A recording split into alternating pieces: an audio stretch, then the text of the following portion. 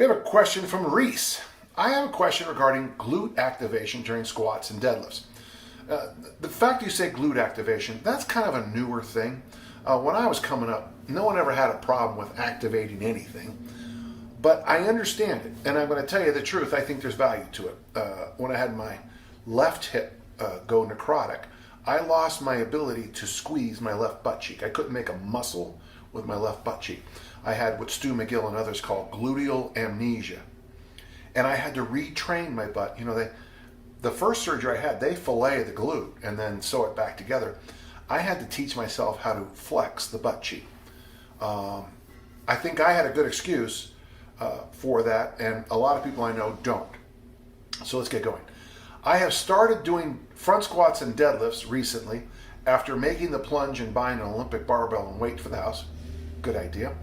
What I have noticed, however, especially when heavy, my left leg glute doesn't seem to be activating or pushing as much as the right. I believe there is a weakness there. Are there any exercises I could do to help strengthen this up?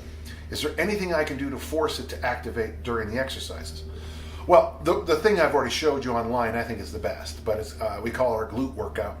Hip thrust and clamshells, 15, 15, 15 hip thrusts, 15 clamshells, 14 hip thrusts, 14 clamshells.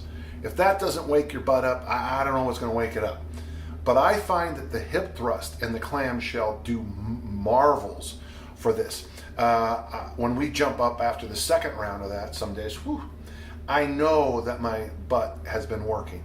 I would say that first. The second is, maybe you can't do it with a loaded barbell, but can you go through the movement and find where you think it's not happening and then consciously squeeze then? Or have someone take a stick and kind of whack it and just, you know, so you're hitting something. Or if you're close enough to that person, have them put their hand on it and squeeze into it.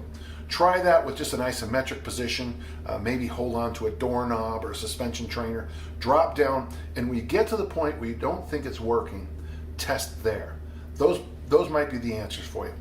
The hip thrust clamshell, and then the active in the movement test. I hope that helps. Brian, have